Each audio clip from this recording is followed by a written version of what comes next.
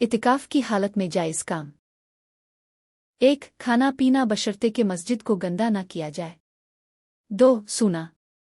3. ज़रूरत की बात करना।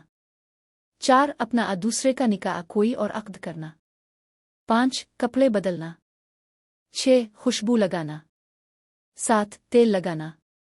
8. कंघी करना बशर्ते कि मस्जिद की चटाई और कालीन वगैरह ख़राब ना हो।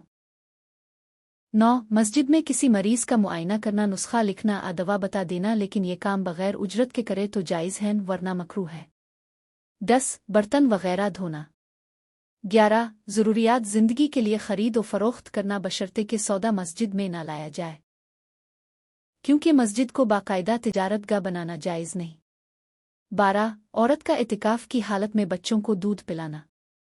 13. इतिकाफ़ का अपनी नशिस्तगाह के अर्द गिर्द चादरें लगाना। 14. मुतकिफ़ का मस्जिद में अपनी जगह बदलना। 15. बक़दर ज़रूरत बिस्तर, साबुन, खाने पीने के बर्तन, हाथ धोने के बर्तन और मुताला के लिए दीनी कुतुब मस्जिद में रखना। ऐसी ही मालूमाती इन्फॉर्मेशन के लिए हमारे चैनल और इस वीडियो को लाइक और सब्सक्राइब करें।